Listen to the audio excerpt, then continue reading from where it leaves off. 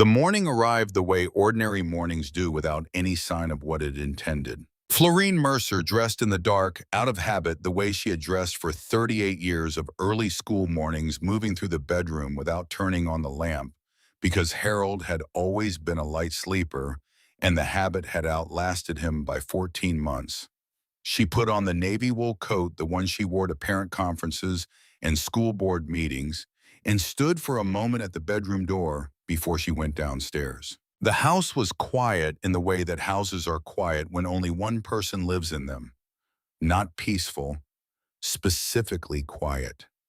The kind of silence that has a shape because it used to be filled. Gail was already in the kitchen when Florene came down. Her daughter stood at the counter with a coffee cup and the particular posture of someone who has been awake longer than they intended. The shoulders set the jaw, carrying something unspoken. She looked up when Florene appeared. "You don't want to be late," Gail said. "I'm not late. The appointment is at 9. The bus takes 40 minutes, 2 transfers. I know how long it takes." Florene had been taking this bus since Harold's car had passed to Gail's use after the funeral. It had not been discussed so much as assumed the way many things in the last 14 months had been assumed. "There's coffee. I made it earlier." Gail set her cup in the sink. "I have errands this morning. I'll be out when you get back." Florene looked at her daughter. Gail did not meet the look. There was something in the set of her shoulders that Florene noticed the way she had always noticed the thing behind the thing in a classroom, the student whose stillness meant something was wrong, not nothing. She filed it without examining it. She had a bus to catch. "I'll see you this afternoon," Florene said. Gail nodded at the sink. At the door, Florene stopped and looked back. Gail was still standing at the counter, facing away, both hands flat on the surface. Florene thought about asking, decided against it, opened the door and stepped out into the October morning. Biscuit was on the porch, turned in a circle on the mat, the way he always did before settling his 12-year-old joints, negotiating the process with dignity. He looked up at her with the mild, constant devotion of a one who has decided one person is his whole world and has no reservations about this arrangement. "I'll be back by noon," she told him. He accepted this and put his head back down. She did not know, walking down the porch steps and turning toward the bus stop, that Gail was already watching from the window. She did not know about the suitcase. She did not know that the morning she was walking into was the last ordinary morning she would have for a very long time, or that ordinary, when it came back to her, would come back looking like something she had never seen before. The bus ride took 43 minutes. Florene sat by the window and watched Hartwell County move past and thought about nothing in particular, which was a skill she had developed in the last 14 months as a way of getting through the parts of the day that Harold used to fill. The clinic was routine. The nurse who drew her blood was young and efficient and called her Mrs. Mercer. The waiting room had a television mounted in the corner, showing a morning program with the sound low. Florene read a 3-month-old magazine article about container gardening without much interest and thought briefly about her mother's mother, Rosalba, who had grown herbs in a garden in Beaufort County and had tried to teach Florene the names of things when Florene was 7 years old. She had retained more of it than she had ever had occasion to use. She was back on the bus by 10:30, home by 11:15. She put her key in the lock. The key went in cleanly the way it had gone in cleanly for 41 years, but it did not turn. Florene tried it again. The same result. The key seated itself in the mechanism and stopped as if the mechanism had been replaced with something that had learned a different language. She tried a third time, then she knocked. From inside the house, she heard the floor. She knew the sound of every board in that house, knew which ones spoke and which ones did not, knew the particular voice of the hallway boards that ran from the staircase to the living room. She heard Gail cross from the kitchen to the hallway and stop. "Gail," Florene kept her voice level, "the door seems to be stuck." A pause. "It's not stuck, Mom." The words came through the wood with a clarity that had nothing to do with volume. Florene stood on the porch her husband had built with cedar planks the summer Dewey was born and looked at the door that she had painted herself 3 times in 41 years and understood with the specific comprehension of someone whose mind has just received information that it does not want to process exactly what was happening. Open the door, Gail. Another pause, longer. Lance and I talked about it. You need more care than we can give you. There's a place in Garfield that takes people on Medicaid. I called them. They have a bed available. I don't need a bed. I need you to open this door. It's complicated, Mom. The estate has to go through probate and there are debts. And Lance says, I am not interested in what Lance says. Gail, open this door. The floor creaked once and then was still. Florene turned around. The suitcase was there. Brown leather worn at the corners, the one she kept on the high shelf in the bedroom closet for overnight hospital stays. It was sitting beside the welcome mat as if it had always been there, as if it had been placed carefully by someone who wanted it to be found immediately upon turning around. She looked at it for a moment. She understood then with a completeness that required no further evidence that this had not been decided this morning. The suitcase had been packed before she left for her blood draw. Gail had been in her bedroom while Florene was in the kitchen, asking about the bus schedule, moving through her drawers, making selections. The conversation at the door was not an impulse or a fight that had escalated. It was the conclusion of a plan. She crouched beside the suitcase and opened it. 3 dresses, her Bible worn at the spine where her thumbs always rested, the toiletry bag she kept packed for hospital visits, and Harold's watch wrapped in a handkerchief sitting on top of everything, as if whoever had packed it had understood that this was the thing Florene could not be without. She closed the suitcase. Biscuit was tied to the porch railing with a length of clothesline. He looked at her with the uncomplicated trust of an animal who does not understand what is happening, but is not alarmed because she is there. She untied him. He leaned against her leg. She picked up the suitcase. She walked down the porch steps for the second time that morning and did not look back. She had $43 in her coat pocket. She had walked this neighborhood for 41 years and knew every house on every street within half a mile, which meant she knew which way to go to reach roads she did not know. She turned south at the end of the block toward the county road that ran out past the edge of town, and she kept walking. She had not called Dewey. She had tried his number 4 times in the 2 weeks before this, as the conversations with Gail had grown stranger and more pointed, and Lance had begun appearing at the house for long private discussions that stopped when Florene entered the room.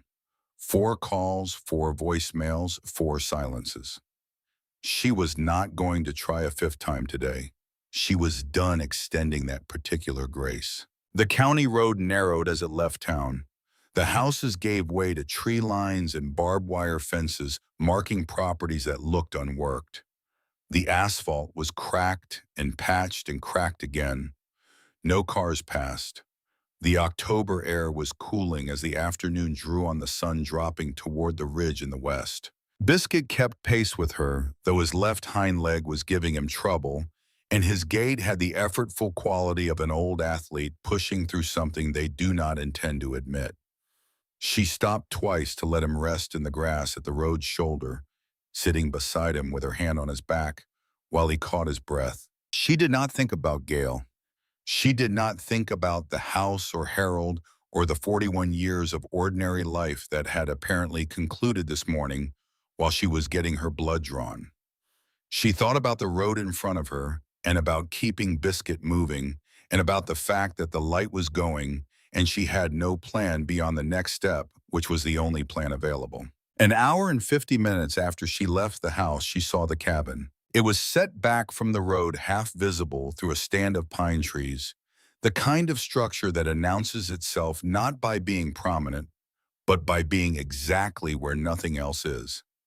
She almost missed it. The vines had taken the south wall and part of the roof line, and in the fading light it had the quality of something the landscape was in the process of absorbing back into itself. But the chimney was stone, and stone holds its shape, and she saw it. She pushed through the brush at the road's edge and made her way across the uneven ground to the door. No lock, no posted sign. She pressed the latch and the door swung inward. The air that came out was cold and stale and layered with years of settled dust. She stood in the doorway while her eyes adjusted. A single room below, perhaps 20 feet wide. Stone fireplace against the far wall. Shelves running both sides from floor to ceiling. A cast iron stove in the kitchen corner with its pipe rising at an angle through the ceiling. A table with one chair. A narrow cot against the far wall. A rocking chair facing the cold hearth. Biscuit moved past her and went directly to the cot. He turned once and lowered himself onto it with a sound from somewhere deep in his chest, the sound of old joints finding rest. He put his chin on his paws and looked at her. Florene set the suitcase down. The sound of it hitting the floor echoed. She stood in the middle of the room and let herself be still for the first time since 11:15, and something that she had been holding closed since the moment the key failed to turn shifted inside her chest, not breaking so much as acknowledging that it had been under pressure. She sat down on the floor, her back against the wall, knees drawn up, coat still on. $43, 3 dresses and a Bible and an old man's watch. A dog who could not walk another mile tonight. A cabin that had been empty long enough for the dust to develop layers. The thought arrived without drama. Gail might be right, not about the facility or the locked door or the choice of Lance's judgment over Florene's dignity, but about the basic arithmetic of the situation.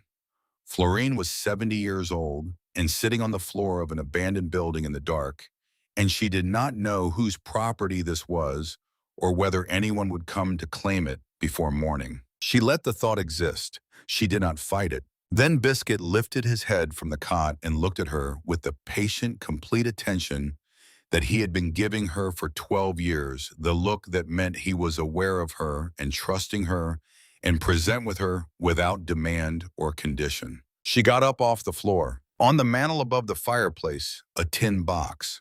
She opened it. Matches the wooden kind, a full box. Beside it, a candle stub, maybe 2 inches remaining. She struck a match and lit the candle and carried it to the kitchen corner and opened the stove. Kindling had been stacked inside the firebox. Dry and gray and old, but dry. Behind the stovepipe, she found a newspaper, yellowed and brittle, and pulled it out carefully. November 2009 in the masthead. 15 years. This place had been empty for 15 years, and whoever had last lived here had left the kindling stacked in the stove before they went. She fed the fire carefully. The tinder first, then the thin sticks, then 2 split logs from a pile she found stacked under an overhang at the back door. The metal of the stove ticked as it heated.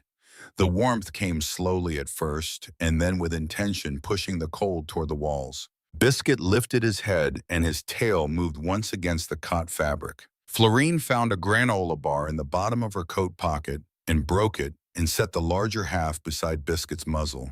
He ate without lifting his head. She ate the smaller half standing by the stove. She opened the suitcase and took Harold's watch from his handkerchief.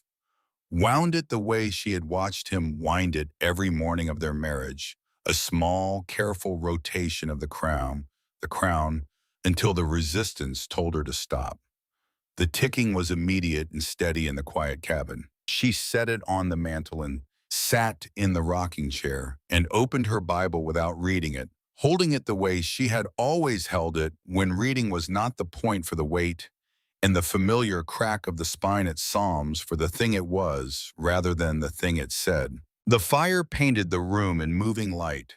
The shadows on the walls shifted with the flames. Florene sat and breathed and let the warmth reach her hands. After a while, she rose and carried the candle along the shelves. The jars were labeled in a careful slanted hand: chamomile, elderberry, yarrow, comfrey root, calendula, valerian. Name after name of plants she recognized because Rosalba had stood her in a garden in Beaufort County when she was 7 years old and taught her the names with the seriousness of someone passing down something important. Rosalba had taught her to tell comfrey from barrage by the texture of the leaves, rough on one side and soft on the other, and she had never forgotten it, though she had not had occasion to use it in 40 years. At the back of the room, she found a door she had not noticed. Low, barely 4 feet tall, set in the wall with a latch but no lock.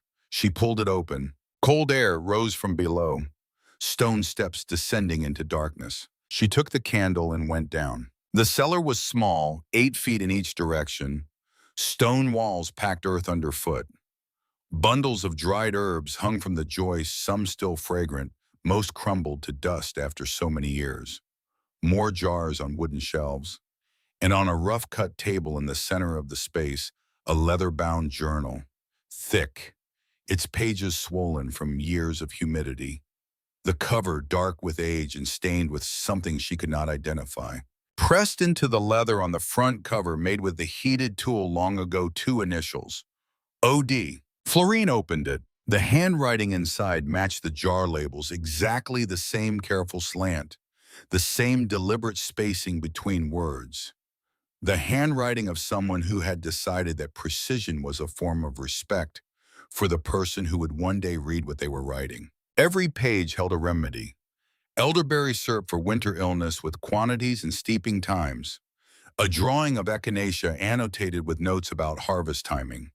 A comfrey poultice recipe with an addition Florene did not recognize from Rosalba's teaching: arnica oil, measured in drops worked into the crushed leaf mash before application. Page after page, headache, sleeplessness, joint pain, stomach trouble, coughs that persisted through winter, observations about soil and bloom times and companion planting. This was not casual interest. This was a life's work written with the precision of someone who understood that knowledge not written down dies with its holder. Florene turned to the back of the journal. The entries grew less regular near the end, the handwriting slightly less controlled, the dates further apart. Between the last written page and the back cover, she found a photograph. 2 women in a garden, standing close, arms linked, faces turned toward the camera, and caught mid-laugh, squinting into what must have been strong afternoon sun. The woman on the left was tall and thin, dark hair up under a wide-brimmed hat. The woman on the right was shorter, rounder, with a face Florene would have known anywhere. She turned the photograph over. Penciled on the back, faded but legible, Rosalba and Ottavia, 1961. Florene sat down on the cellar step. Rosalba, her grandmother. Rosalba, who had died of pneumonia in January of 1974, when Florene was 19 years old, in a January so cold the pipes froze in half the houses in town. Rosalba, who had stood her in a garden and taught her the names of plants and told her that knowing what something was called was the beginning of understanding what it could do. Rosalba had stood in this garden, had known the woman who built these shelves, had laughed with her in the sunlight 65 years ago, in a place Florene had never heard of, on a road Florene had walked down by chance tonight because there was nowhere else to walk. She pressed the photograph against the front of her coat and closed her eyes. Below the cold ground of this county, in a root cellar that smelled of rosemary and old earth, a cricket was singing somewhere in the wall. Biscuit was quiet upstairs. The fire was burning. And Florene Mercer, who had been put out of her own house by the children she raised, sat in a dead woman's root cellar with a photograph of her grandmother, and understood with a certainty she could not have explained that she had not walked down this road by accident. She did not know yet about the letters. She did not know about Ottavia's final letter, or the tin box, or what had been planned for this place before she was born.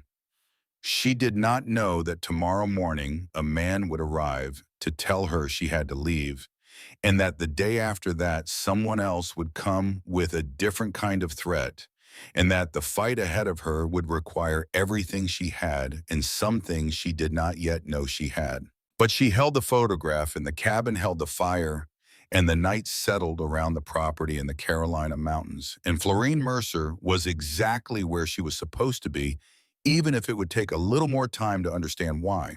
The morning arrived without mercy. Florene had slept 3 hours, maybe 4, and the cold that crept back into the cabin after the fire died had worked its way into every joint she owned. She lay on the cot with her coat pulled over her like a blanket and stared at the ceiling while the gray light came through the empty window frames, and Biscuit breathed beside her in the slow, even rhythm of a dog who had decided this place was safe enough. She did not feel safe. She felt like a woman who had survived one night and had no particular plan for surviving the next. But the light was coming, and Biscuit needed to go outside. And those two facts were enough to make her sit up. She moved through this cabin with the careful deliberateness of someone whose body had opinions about rapid movement. The stove was cold. She built the fire back from habit, not thought the way she had made coffee every morning for 41 years, before she even opened her eyes fully. When the warmth started, she stood at the back door and opened it. The garden stopped her the way nothing had stopped her since the moment she put her key in the lock the day before. It was not what she expected. She had seen the outline of it the night before coming around the back of the cabin, but dark and exhaustion had reduced it to a general impression of overgrowth. Now, in the pale October morning, it was something else entirely. It stretched a quarter acre before the tree line, and every inch of it held something that had been planted on purpose. The bones were there beneath 15 years of wild growth. She could read them the way she had always been able to read a classroom, not what was visible on the surface, but what had been intended. Lavender ran along the south-facing wall of the cabin, sprawling and leggy, but the roots were deep and the woody stems were still fragrant when she broke one between her fingers. Comfrey had taken over an entire bed, its broad, dark leaves heavy with dew. Yarrow spread near the fence posts in pale tangled clusters. Biscuit moved through the garden slowly, nose working at the soil between every third plant, tail lifting once or twice. His left hind leg dragged badly. Worse than yesterday, the cold had settled into the joint overnight, and the limp had deepened into something that made Florene's chest tighten every time she watched him put his weight down wrong. She went back inside and found the journal where she had left it on the table. She opened it to the Comfrey page. The instructions were written in the same deliberate hand as the jar labels. She did not need them to tell her what Comfrey did. That knowledge lived in her hands. Not her head placed there by Rosalba before Florene was old enough to understand why she was learning it. But the journal added one detail Rosalba had not used. 3 drops of arnica oil worked into the crushed leaf mash before wrapping. Arnica for the inflammation. Comfrey for the tissue beneath. She had seen the small, dark bottle on the cellar shelf the night before. She went down and found it. The label read September 2008 in Ottavia's careful script.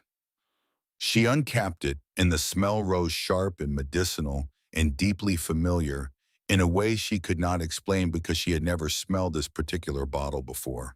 It still held. She crushed the comfrey leaves on the table with the back of a spoon, added the arnica drops by count, warmed the mash briefly in the dented pot she had found under the sink.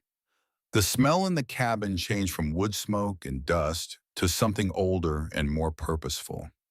She tore a strip from the hem of the green cotton dress she had used to cover Biscuit the night before and spread the warm mixture across it. Biscuit let her work without flinching. He lay on the cot and watched her with the steady and curious trust of an animal that has never had a reason to doubt a particular pair of hands. She wrapped the left leg first, then the right, tucking the cloth so it held without cutting circulation. When she finished, she sat back on her heels and watched him. His breathing slowed. His tail moved once against the fabric, a single slow thump. She was still watching him when she heard the car. Not a familiar engine. This was a sedan, newer, stopping with the decisive authority of someone who had a reason to be there and did not intend to explain it. Florene went to the front window.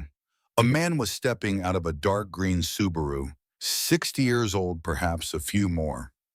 Straight-backed, canvas jacket, a laminated badge on the lapel she could read when he turned toward the cabin, Millbrook County Medical Practice. He stood by his car and looked at the chimney smoke for a moment before he walked toward the door. Florene opened it before he knocked. He stopped. He looked at her. He looked at Biscuit, who had appeared beside her on his wrapped legs, and his expression shifted slightly. Not quite surprise, but a recalibration. Then he looked at the chimney and the grays visible through the doorway behind her and the journal open on the table. "Dr. Oswald Jennings," he said, "I have a practice in Millbrook, 8 miles east." He did not offer his hand. This cabin belongs to the county, has for 15 years. I was notified that someone had moved in. Florene Mercer. She did not step back from the doorway. The door was unlocked. There were no posted signs. Nothing has been damaged. That's not exactly the point. What is the point, Dr. Jennings? He looked past her again at the shelves. What are you planning to do with those? Read them. Learn from them. Use what can still be used. You're not a physician. Neither was Otavia Dunmore.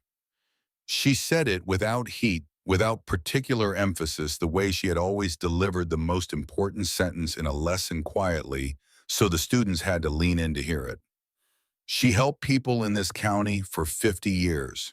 I'd be curious whether you ever asked yourself why they drove past your office to reach her. Jennings was quiet for a moment. He was not a man who was often answered that way, and she could see him deciding how to proceed. He settled on the direct approach. If you administer anything from this property to another person without a medical license, I will report it to the county health board. That will create problems for you that you are not in a position to handle. I understand, Florene said. He turned toward his car, then stopped once. The county has a process for situations like this. Someone from the social services office will likely be in contact. He paused. I'd recommend not getting too settled. He drove away and the sound of the engine faded into the tree line, and Florene stood in the open doorway and let the morning air come through. She had been threatened before. Not like this, not in these exact words, but she had stood in front of school board members who wanted her removed for teaching things they considered inappropriate. And she had stood in front of principals who thought she spent too much time with the difficult students. And she had stood in front of Harold when he was dying and told him the truth about how bad it was because he had asked her to never lie to him about that. She knew the feeling of being warned to make herself smaller. She closed the door and went back to Biscuit and put her hand on his head. Harmon Whitfield's truck came that afternoon. He stepped out with a canvas bag and set it on the porch railing without ceremony. 4 cans of soup, a loaf of bread, peanut butter, a box of matches, 2 wool blankets folded tight. My wife used to keep extras, he said. She passed 5 years back. The pantry's still full. Florene took the bag. Her hands were steadier than they had been the day before, which she noted without comment. Harmon looked at the garden for a long moment. He was the kind of man who understood property the way other men understood language, through accumulated history, through knowing who had worked it and when and why. You know whose place this was, he said. It was not a question. I found a journal in the cellar. The initials are O.D. He nodded slowly. Otavia Dunmore. Lived here alone close to 50 years. Grew herbs, made remedies, helped anybody who came to her. People drove from 3 counties away when the doctors couldn't figure out what was wrong. He looked at the garden with something that was not quite grief, but was adjacent to it. She passed in 2009. Cancer. Fast once it started. County took the land for back taxes. Nobody's claimed it. Nobody's posted it. Dr. Jennings came this morning. Harmon's expression did not change. Jennings is a good doctor. Careful man. He doesn't like what he can't account for. He looked at her. Otavia annoyed him for 20 years. He sent people to her anyway when he didn't know what else to do. He just never admitted it. Florene filed that away. Otavia had a friend, Harmon said. He said it differently from the rest of the sentence, with more care, the way men of his generation handled things that mattered. Woman from down east, used to come every summer, Beaufort County way. They'd sit in this garden for hours. He paused. I could hear them laughing from the road sometimes. Then she stopped coming, somewhere in the 70s. Otavia never said why, but she wasn't the same after. Florene looked at him steadily. What was her name? Rosalba Calloway. The silence that followed was the kind that does not need to be filled. Harmon took his hat off and rubbed the back of his head and put it back on. Florene watched him process what her face had told him before she spoke. Rosalba Calloway was my grandmother. He stood very still. Then he said quietly and with complete sincerity, Well, I guess that explains a few things. 3 days after Harmon's visit, a county vehicle pulled up the gravel path. The woman who stepped out carried a clipboard and wore the expression of someone who had learned early in her career that sympathy and efficiency were not compatible. Lois Harper, Millbrook County Department of Social Services. 40 years old, perhaps less, with the particular tiredness of someone who had processed too many cases and stopped seeing them as people somewhere around case number 500. She walked to the door and Florene opened it. The interview, and it was an interview though, Harper did not use that word, lasted 20 minutes. No electricity, no running water beyond the hand pump, no verifiable address, no documentation of legal occupancy. Mrs. Mercer, I want to be clear that I'm here to help you access resources that might make your situation more manageable. Harper's pen moved across her clipboard without pause. There are facilities in the county that provide housing and care for individuals in circumstances like yours. My circumstances, Florene said, are that I am living in a cabin on land that no one has claimed or posted or maintained for 15 years, that I have not damaged or disturbed anything, and that I am asking for nothing from the county except to be left alone. You're 70 years old, living without utilities. I have a wood stove, a hand pump that produces clean water, and more food than I've had since I moved in. I taught school for 38 years. I am not confused about my situation. Harper made a note. You have 30 days to provide documentation of lawful occupancy. Without it, the county is required to initiate a process of... I understand, Florene said, the same two words she had used with Jennings. Thank you for coming. After Harper left, Florene sat in the rocking chair and let herself be still for a moment. 2 people in 3 days had come to tell her she did not belong here. She thought about that. She thought about the fact that in 41 years of living in Harold's house, the house she had cleaned and maintained and made into a home with her own hands, no one had ever had cause to question whether she belonged there either. And then her daughter had changed the locks, and the question had answered itself. Belonging, Florene was beginning to understand, was not something other people could confirm. It was something you built with your hands until it was too solid to be argued with. The evening Nettie Saylor came. Florene had just finished transplanting a row of self-seated chamomile into the proper bed along the east fence. Her hands were dark with soil, and her back ached in the specific way that good work produces not injury, but use. Nettie arrived in a car driven by her grandson, a teenager, with the careful movements of someone accustomed to being responsible for someone fragile. He helped her to the porch and then returned to the car and opened a book, and Nettie settled into the rocking chair Florene had moved outside and began talking without preamble. She was 82 years old and had outlived the need for pleasantries. I knew Otavia for 60 years, she said, and I knew your grandmother. Florene sat on the step and listened. Nettie had been there at the beginning or close to it. Rosalba and Otavia had met at a church retreat in 1956, 2 women from different counties who had both inherited the same kind of knowledge from their mothers and had both discovered in the first hour of conversation that they had been looking their whole adult lives for someone who understood what they were trying to do. They started writing that same week, Nettie said. Her voice was thin, but her recall was precise, and she did not hedge what she knew. Visited twice a year every year. Otavia came here summers. Rosalba went to Beaufort in the spring. They worked that garden sunup to dark when Rosalba was here, arguing about soil, pH, swapping seeds, trading recipes. Your grandmother had plans for this place? They both did. What kind of plans? A healing garden, open to anyone who needed it, free. Otavia would manage the plants. Rosalba would manage the people she had the gift for that Rosalba did, for making people feel like they were allowed to need something. Nettie looked at her hands. They were going to train young people to carry it forward. They had a name for it and a layout and a list of who they'd teach first. What happened? Rosalba died. Nettie said it simply the way people of her age say the hardest things without softening because they have learned that softening does not make it less true. January 1974. Pneumonia, and the plan died with her. Otavia kept the garden and kept helping people, but the dream of something larger, the thing they'd built together in their heads, she buried that. Nettie was quiet for a moment. She told me once a few months before she passed that she had written Rosalba a letter, a final letter, knowing it would never be sent. She said she'd put it in a box in the cellar with all the others. Florene went down that night with the oil lamp Harmon had brought on his second visit. She had examined the cellar before, but she had been looking for the journal, and she had found it, and she had not looked further.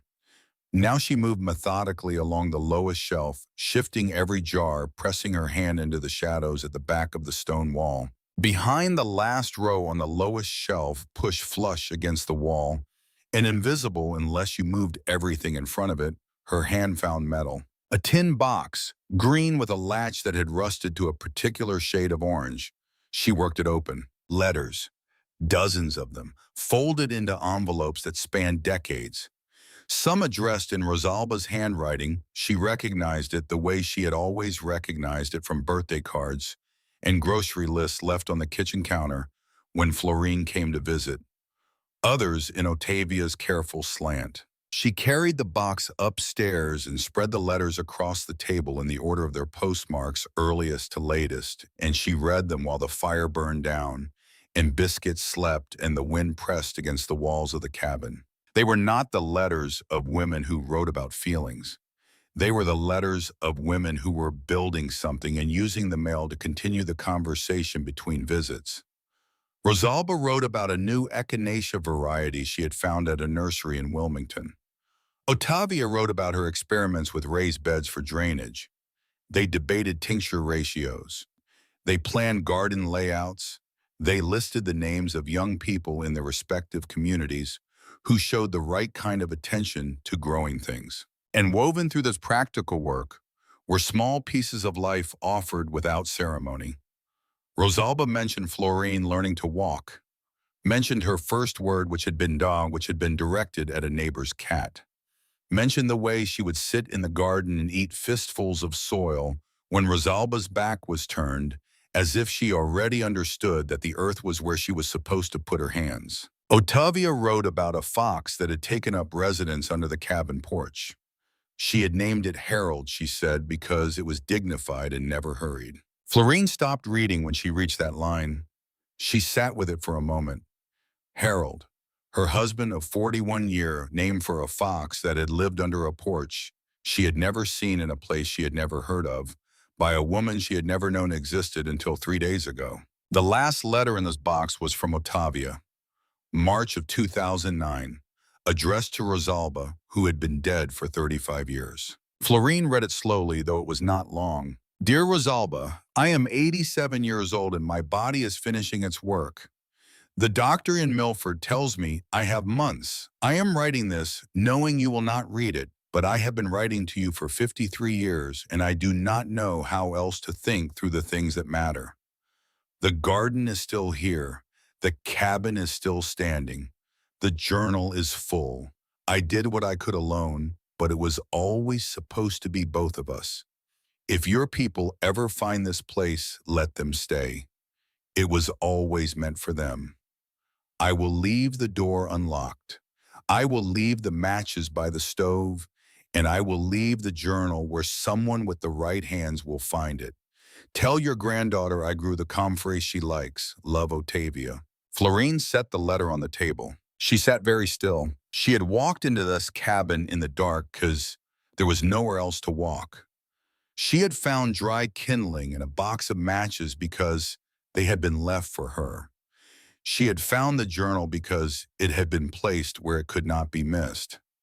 Otavia Dunmore had known she was dying, and she had spent some portion of that knowledge preparing this place not for abandonment, but for arrival.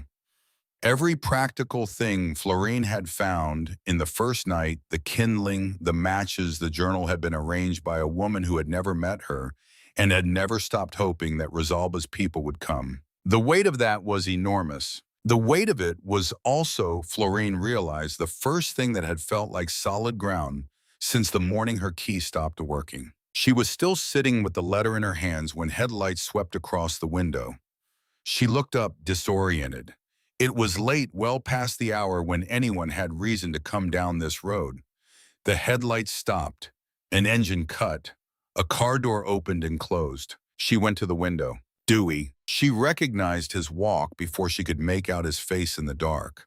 The particular angle of his shoulders, the way he moved with Harold's deliberate pace, but none of Harold's ease, as if he had inherited the stride without the confidence that had originally produced it.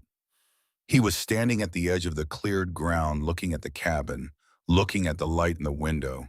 She watched him stand there for a long moment before he took one step, then another toward the door. Florene opened it before he reached it. He stopped. In the lamplight, she could see the red around his eyes and the deep lines at the corners of his mouth and the wrinkles in his shirt that meant he had been driving for a very long time without caring about much beyond the driving. He said, "Mom." His voice broke on the word. She looked at her son and waited. "I didn't know," he said. "Gail told me you were at Brookside Manor.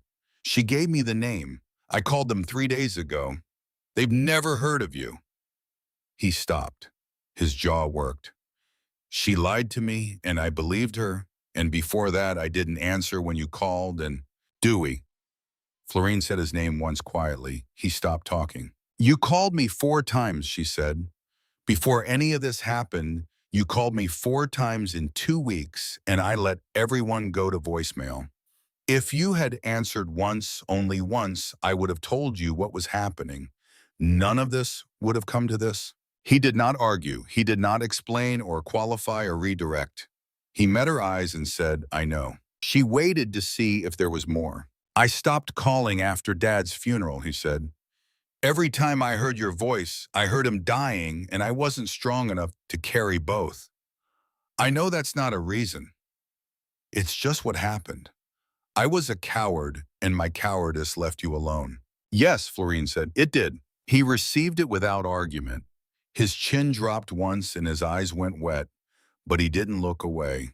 And Florene, who had 38 years of practice understanding what a person looked like when they were genuinely hearing something difficult, understood that he was hearing it.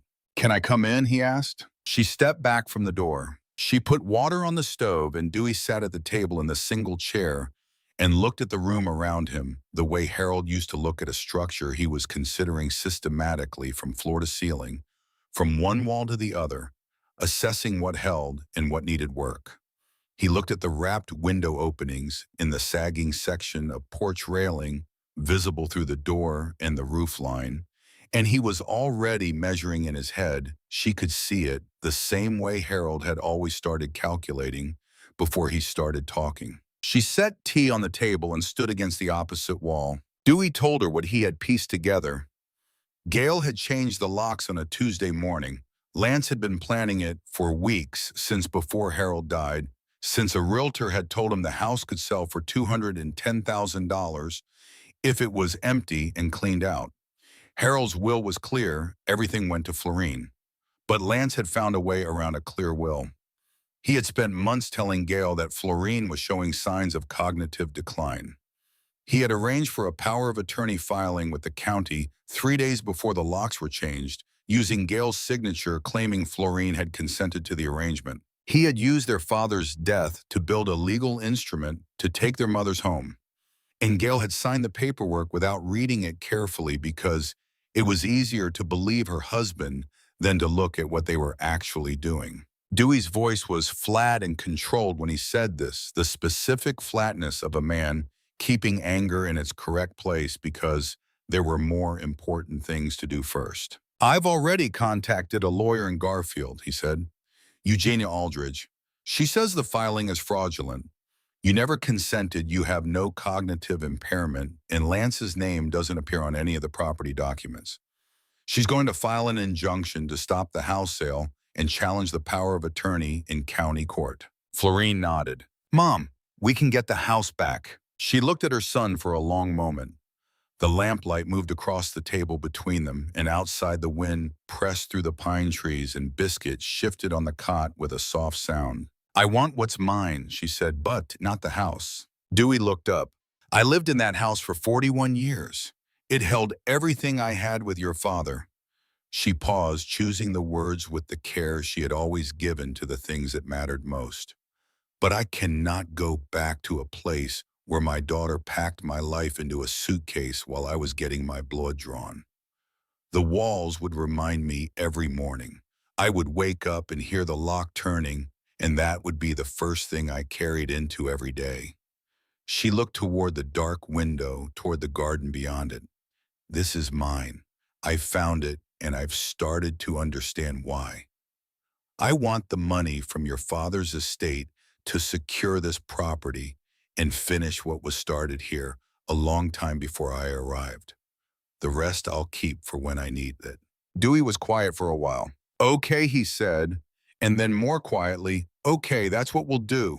He slept in his car that night, the back seat of the rental sedan folded in a way that would cost him by morning. Florene had offered the cot. He had refused, and she had not pressed him. There was something right about it. He understood that, and she understood that, and neither of them named it, which was also right. In the morning, she looked out the window before the light had fully come and saw the car in the clearing with its windows fogged from his breath inside, and she thought about Harold's watch on the mantel, still keeping time, and about Ottavia's letter on the table behind her, and about a fox named Harold that had lived under this porch and never hurried. She put the kettle on. Then Dewey's phone rang. She could hear his voice through the car window. The shift in tone when he answered the single short word he said before he went silent and stayed silent for a long time. He opened the car door and stood in the morning cold with the phone at his ear and looked at the cabin, and his face was the face of a man receiving information that was changing the shape of something he thought he already understood. He came to the door. That was Eugenia, he said. She got a copy of the paperwork Lance filed with the county. There's a second document attached to the power of attorney. He submitted it to the county health office, at the same time a formal request for a competency evaluation. He told them you were exhibiting signs of mental deterioration. He included a statement from a source he described as a concerned local physician. Dewey stopped. It was Jennings' mom. Dr. Jennings filed a supporting statement. He said he had been notified that an elderly woman was living alone in an abandoned property and exhibiting possible signs of cognitive decline. Florene said nothing. Lance must have contacted Jennings directly, or through Harper. We don't know yet, but the two filings together are designed to look like independent confirmation of the same concern. The house sale isn't just about money anymore. If the competency evaluation goes forward, the court could appoint a guardian. You'd lose the right to make your own decisions. Florene stood in the doorway of the cabin that Ottavia Dunmore had prepared for someone with the right hands and looked at her son and understood exactly what was happening and what it would cost to stop it. Then we stop it, she said. Eugenia says we need documentation, medical records showing no cognitive impairment. A formal response filed with the county within 14 days. 14 days, Florene said. Call Eugenia. Tell her to start. She went inside and took Harold's watch from the mantel and wound it in the dark of the morning and listened to it tick. Somewhere under the cabin, if she was quiet enough, she could hear the first birds starting in the trees at the edge of the property. 14 days. 41 years she had kept a house. 38 years she had kept a classroom. She had kept Harold through 2 heart attacks and a long and difficult dying. She had walked 2 hours down a road she had never driven with $43 and a 12-year-old dog. She was not going to lose this ground. Not to Lance Hathaway. Not to Oswald Jennings. Not to a county system that had received one man's fraudulent paperwork and mistaken it for concern. She set the watch back on the mantel and looked at the garden through the window, dark still in the early light, and thought about Ottavia's letter, about the phrase that had kept coming back to her since she first read it. Someone with the right hands. Florene held her own hands up in the gray morning light, soil still caught in the lines of her palms from the day before, knuckles that had started to stiffen in the October cold, hands that had graded 30 years of student essays and smoothed Harold's collar every Sunday morning and wrapped a dog's legs in the dark of a strange cabin with a recipe from a dead woman's journal. She lowered them. Outside, Dewey was on the phone with Eugenia Aldridge. Inside, the fire was taking hold.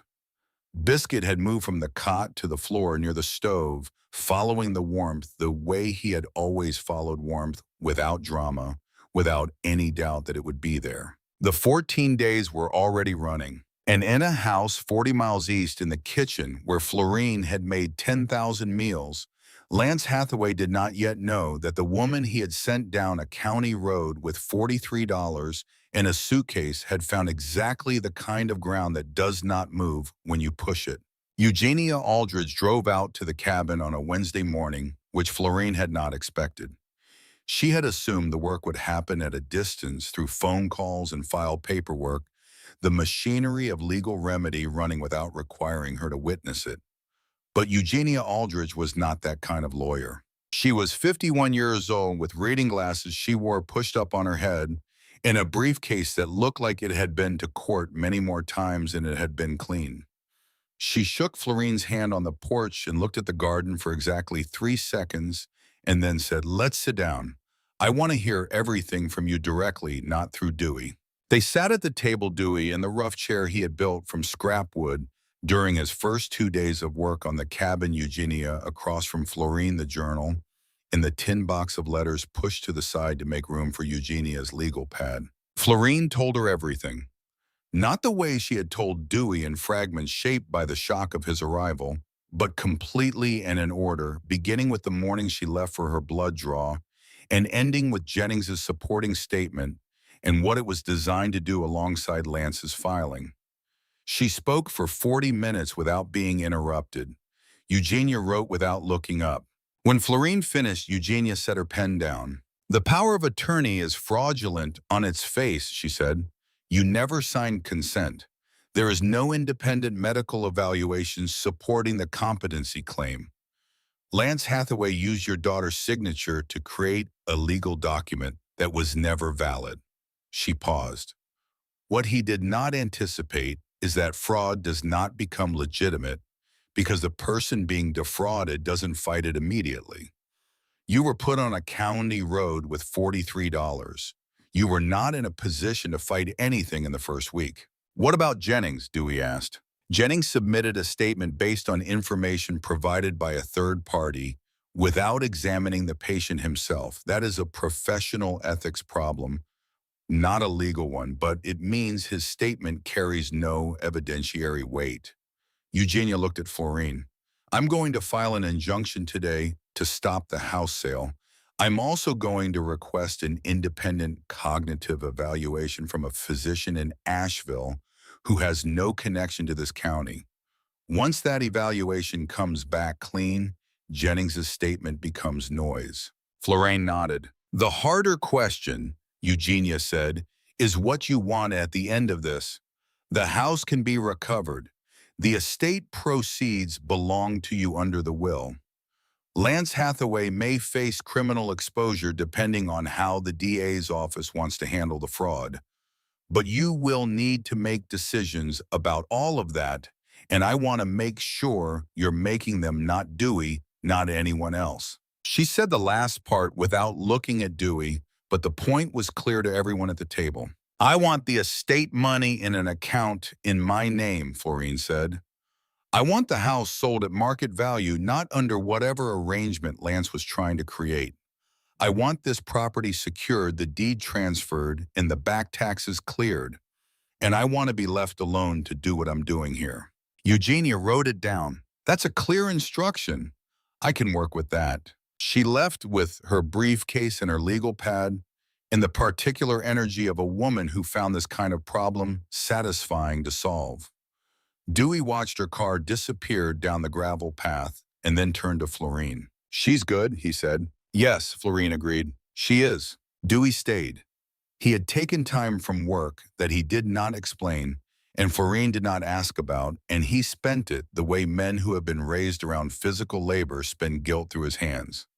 He rebuilt the worst section of the porch in a day and a half, tearing out the rotted planks with a crowbar borrowed from Harmon and replacing them with boards from Harmon's barn that were not new but were solid and dry. He patched the roof leak with tar from the hardware store in Creekside, climbing a borrowed ladder with the deliberate movements of someone afraid of heights, who had decided the fear was less important than the task. Harmon came the second day, and the two of them worked without much conversation, communicating through the work itself. Dewey encountering a joist that had weakened beneath the surface, Harmon looking at it for a moment and then fitting a piece of scrap lumber beside it as a sister board without explaining the technique, Dewey understanding immediately and continuing. Florene watched them from the garden and thought about how certain kinds of knowledge pass between men who respect each other's competence. It did not require words. It barely required acknowledgement. By the fourth day, the cabin was tighter and drier than it had been since Otavia had lived in it. Pastor Tom Bridwell arrived on a Friday with 4 men from the church and 2 women, a thermos of coffee, and enough lumber to frame the remaining window openings with proper glass. The women cleaned while the men built, and by afternoon, the cabin smelled of soap and wood smoke and the dried lavender Florene had hung from the rafters earlier that week. Dale installed the last window frame at 4 in the afternoon, and the light that came through the glass was different from anything the cabin had held since Florene arrived, precise and moving, tracking the angle of the sun as it crossed the western sky, filling the room with the ordinary miracle of real light in a real room. June Calloway drove out with supplies and a guest book she had found at a craft store in Milford. She set it on the table and smoothed the cover without ceremony. "Otavia should have had one," she said. "You will." The first entry was June's own handwriting, October. "The garden lives." Dr. Jennings came back on a Tuesday, 11 days after his first visit. Florene saw him from the garden before he saw her. He parked at the edge of the clearing and sat in his car for a moment before he got out long enough for Florene to understand that whatever he had come to say was not easy for him to say. He walked to the garden fence and stopped there. He did not come through the gate. "I submitted a statement to the county health office," he said, "based on information I received from a third party. I did not examine you. I did not contact you or request any independent documentation before I submitted it." He looked at the fence post rather than at her. "I acted on incomplete information in a way that could have caused you significant harm. I am telling you that directly." Florene set down the trowel she was holding. "The information came from Lance Hathaway," she said. "It was not a question. I received it through the social services office. I did not know the source at the time." He looked up then. "That is an explanation, not an excuse. I should have verified before I acted." Florene looked at this man who had come to her door 9 days ago with a laminated badge and a warning, and who was standing now at her garden fence with his hat in his hands, in the literal sense turning it by the brim. "You sent someone to me last week," she said, "Carrie Dawson." Something shifted in his expression. "I couldn't help the child. I tried 3 approaches. I thought you might see something I'd missed." That took more honesty than filing the statement did. He was quiet for a moment. "The evaluation from Asheville came through this morning. I saw a copy. Eugenia Aldridge made sure of it." He put his hat back on. "I'm going to submit a correction to the county, withdrawing the statement and noting that it was submitted without independent examination." Florene nodded. "Thank you for coming to tell me." He turned to leave, then stopped, once facing the garden rather than her. "Otavia used to leave herb bundles on the table at the back of the church. Chamomile, lavender, peppermint. People took what they needed. She never kept count." He paused. "The community lost something when she stopped. I'm not certain I fully appreciated that until now." He walked back to his car and drove away, and Florene stood in the garden for a moment after he was gone, looking at the fence he had stood at, thinking about the distance between knowing something is true and being willing to say it out loud. Then she picked up her trowel and went back to work. Renfred Ingram came on a Thursday afternoon in a pickup truck with one working taillight, and the particular reluctance of a man who has been persuaded to do something he does not believe in. He was 68 years old, broad through the shoulders, with the kind of hands that had been doing hard work for so long they had forgotten any other shape. He stopped at the gate and did not come through. Pastor Tom sent me, he said. I told him I didn't put stock in herb remedies. He said, come anyway. Why did you listen to him? Florene asked. Because Tom's the only man in this county I can't find a reason to say no to. He looked at the garden with the studied neutrality of someone determined not to be impressed. He says you might have something for joint pain. What kind of joint pain? Right hand, 3 years. I can't grip anything by morning. Gets better by noon, but the mornings are getting longer. He said it with no particular self-pity, the way men of his generation reported physical facts as information, not complaint. Florene looked at his hand from across the gate. Even at that distance, she could see the slight swelling at the knuckle line. She went to the cabin and came back with a prepared compress she had made the day before, wrapped in cloth, still holding some warmth from the cabin. 3 nights, she said, holding it out through the gate. Wrap it before you sleep. If it makes no difference by the 3rd morning, you were right and I was wrong, and you don't owe me any acknowledgement of that. He looked at the compress, looked at her, took it and put it in his jacket pocket and left without another word. He came back on the 4th day. He did not come through the gate that time either. He stood at the fence and held up his right hand and opened and closed it twice slowly without any visible difficulty. Then he reached into the bed of his truck and lifted out a wooden crate. He brought it to the gate and set it on the fence post. Inside were 12 cups hand-turned from different woods, walnut, cherry oak, maple, each one slightly different in proportion but precise in its crafting, smooth where it needed to be, smooth, substantial where it needed weight. I turn wood, he said, have for 40 years. Thought you could use something to put the tea in when people come. Florene picked up one of the cups, the walnut one. It sat in her hand with the perfect weight of something made by someone who understood both the material and the purpose. These are beautiful, Mr. Ingram, she said. Renfred, he said. He looked at the garden for a moment. You need help clearing that back section. The elder bushes are overgrown, he paused. I know elder, my grandmother grew it. Come back Saturday, Florene said. He came back Saturday. He came back the Saturday after that. He did not talk much, but the work he did was careful and considered.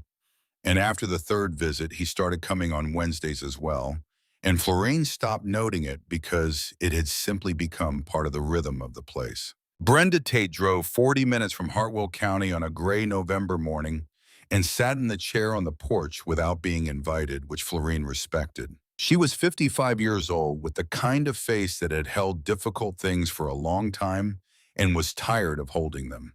I live 3 houses down from where you used to live, she said. Gale's neighborhood. She did not wait for Florene to place this. The morning it happened, I was at my kitchen window. I saw Gale bring the suitcase out. I saw her tie Biscuit to the post. I saw her go back inside and close the door. She looked at her own hands. I stood there at my window and I watched that, and I did not walk over. I did not knock on Gale's door. I did not call anyone.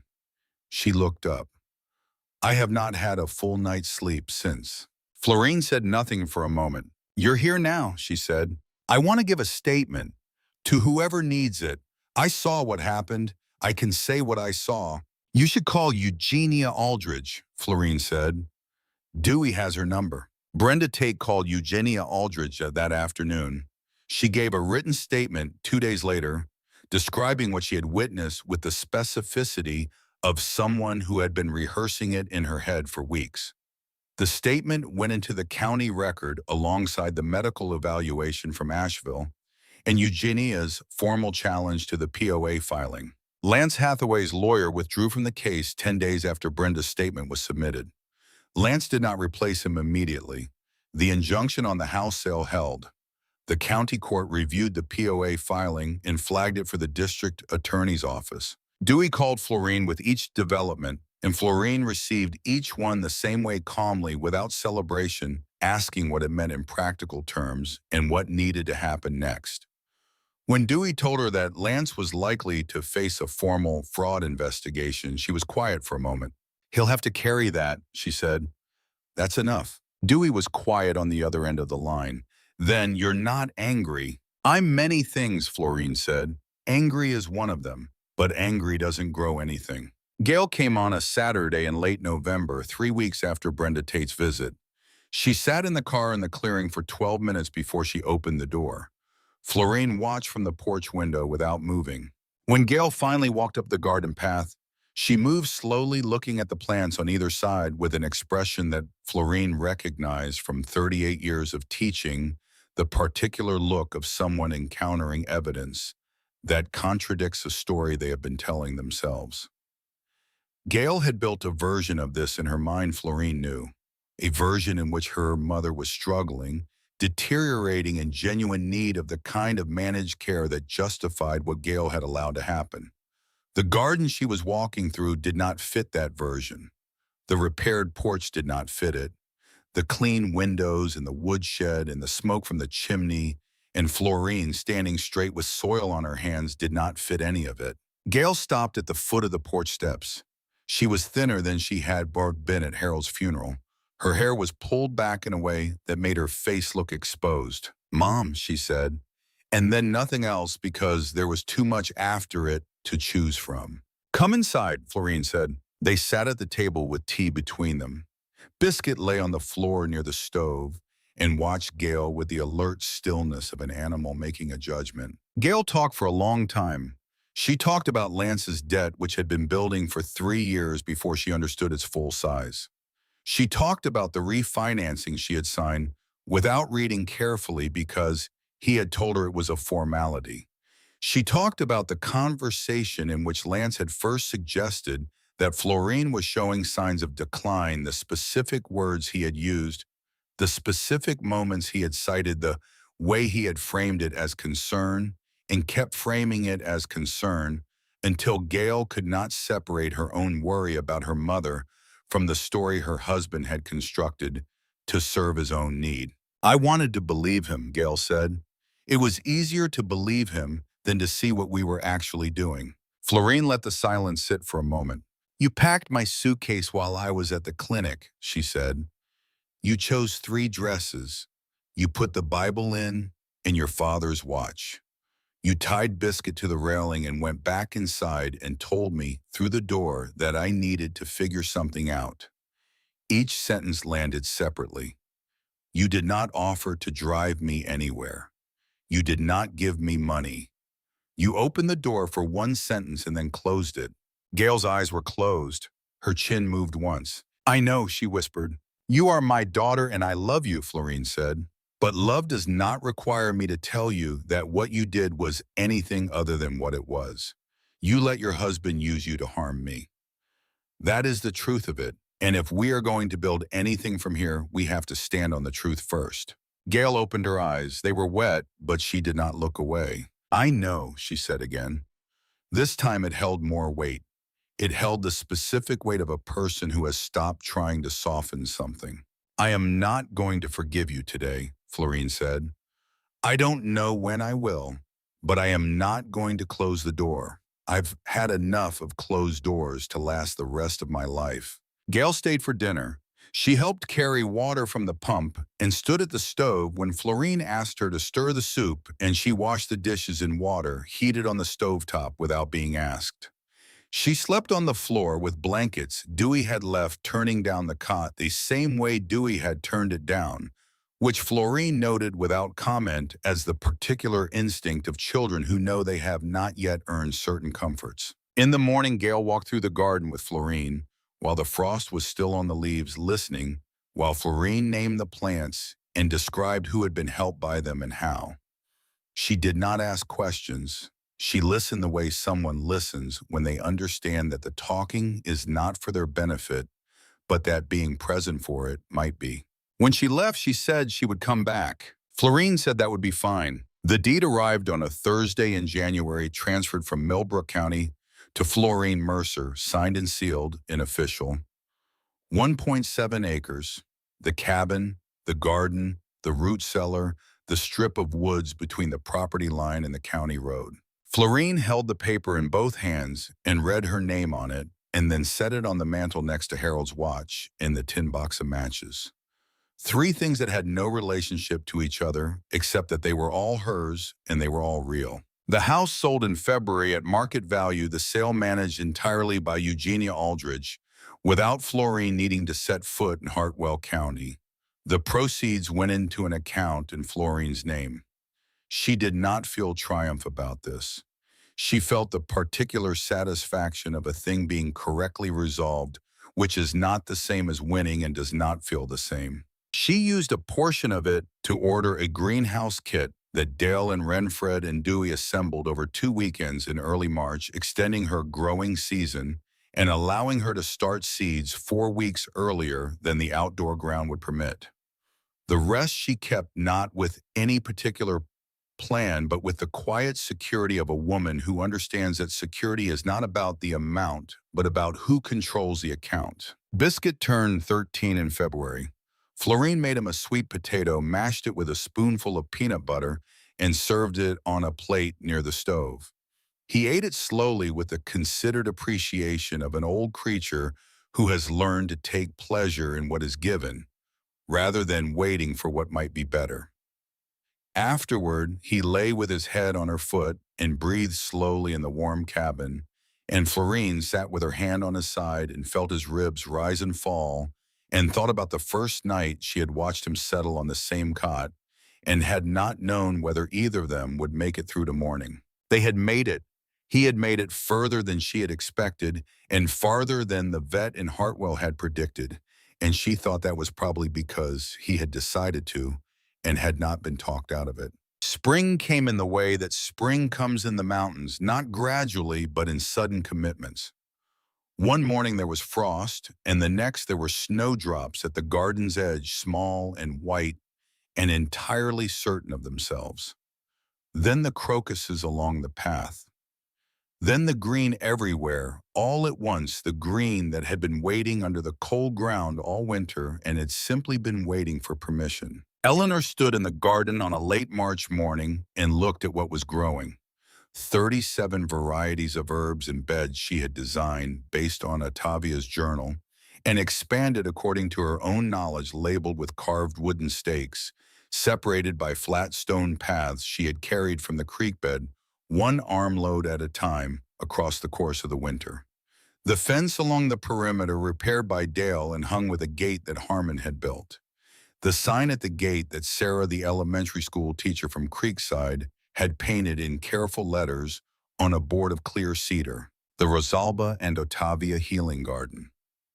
Open to all. Dewey came once a month as he had promised and as he kept. He answered every call.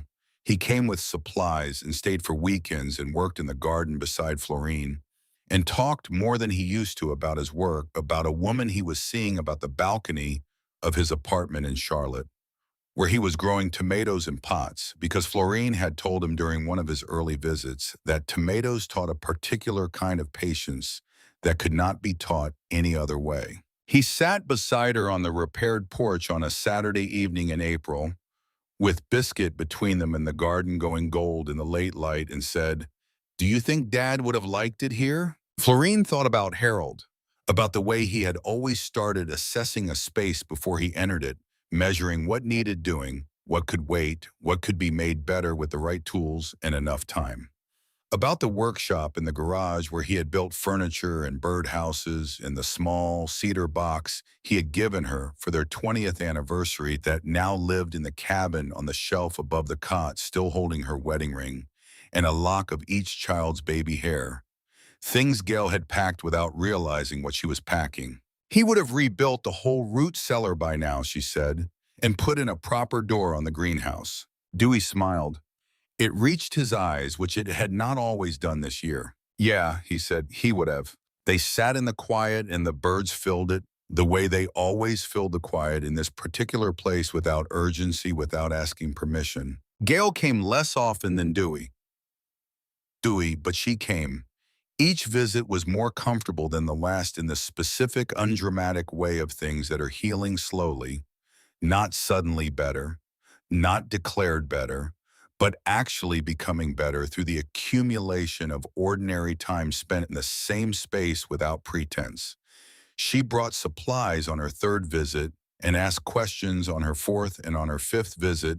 She asked if she could help in the garden, and Florene handed her a trowel without ceremony and showed her what needed doing, and they worked for 2 hours side by side without discussing any of the things that lay between them, and that was exactly right. Florene did not forgive Gail on any particular day. She understood as the months passed that forgiveness was not an event but a practice, and that she was practicing it imperfectly and would continue to do so, and that this was enough. Lance Hathaway did not come to the cabin. He did not write or call or make any attempt at contact with Florene. She heard from Dewey that the district attorney's office had opened a formal fraud investigation. She heard from Eugenia that Lance had agreed to a civil settlement to avoid criminal prosecution, the terms of which required him to pay back a portion of the estate funds he had attempted to divert and to have no further involvement in any decisions regarding Florene's property or finances. When Dewey told her the settlement was finalized, Florene was in the root cellar checking the winter stores. She came upstairs and stood at the back door and looked at the garden. "Good," she said, and that was the last time she spoke about Lance Hathaway. On a morning in April, she sat on the porch with the journal in her lap and the pencil in her hand and Biscuit at her feet.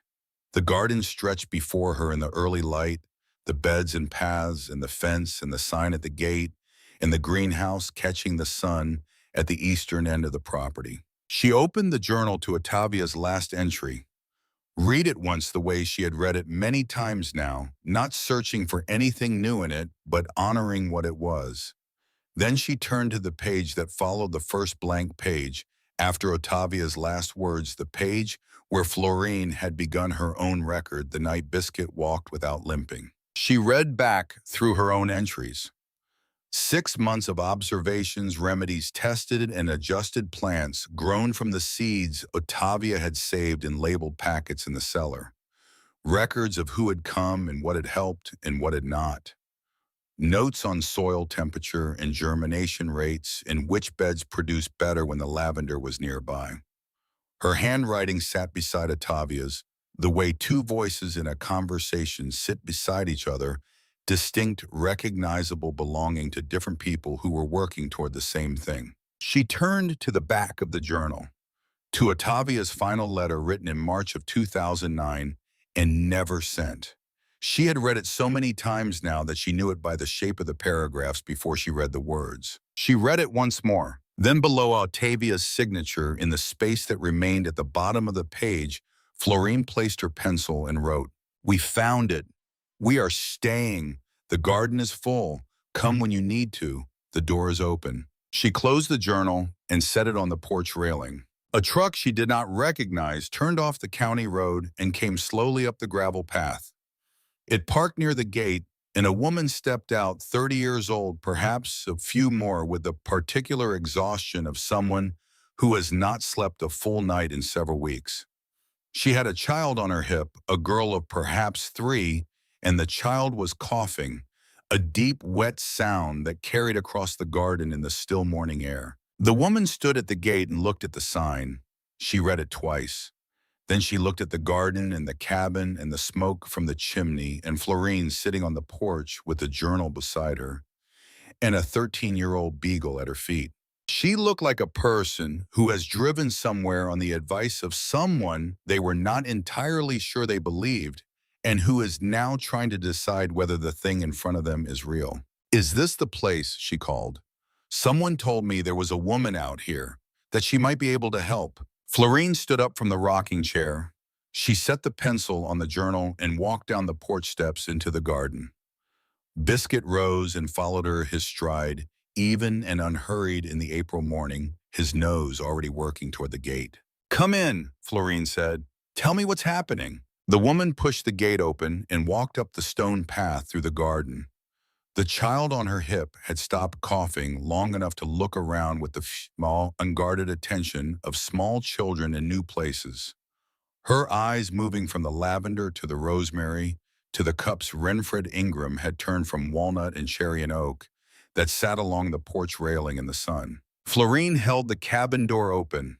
The morning light came through the new glass windows and lay in long rectangles across the floor. The jars on the shelves caught the sun and held it amber and green and gold. "Sit down," Florene said. "Let me look at her." The woman sat. The child reached from her mother's lap and touched one of Renfred's walnut cups on the table with one exploratory finger, then looked up at Florene to see if this was allowed. Florene smiled. "Go ahead," she said. "It's for holding." Outside, through the open door, the garden moved in a light wind off the ridge. The lavender swayed. The chamomile shook its small white flowers. The rosemary held still the way rosemary always holds still, certain of itself in all weathers. Otavia. Dunmore had spent 50 years building this place for someone she would never meet, leaving doors unlocked, enkindling dry, and knowledge written down in careful ink against the possibility that the right hands would eventually find it. Rosalba Calloway had spent summers in this garden, laughing with her friend and teaching her granddaughter the names of things and planting in that child's hands a knowledge that would lie dormant for 60 years before it was needed. Florene Mercer had walked 2 hours down an unfamiliar road on the worst day of her life and pushed open a door that had been left open for her. She had not known, standing in the cold dark of that first night with $43 and a dog who could barely walk, that she was not arriving at the end of something. She had not known that what felt like losing everything was in fact the moment she was finally able to receive what had been waiting for her longer than she had been alive. She knew it now. She sat across the table from a tired young mother and looked at the child's cough and the redness at the child's throat and began quietly and without rushing to help. The door stayed open. The light from the garden came through, and in the root cellar below, in a tin box behind a row of old jars, 53 years of letters between two women who had loved the same work sat in the dark and kept their peace, their purpose finally and completely fulfilled.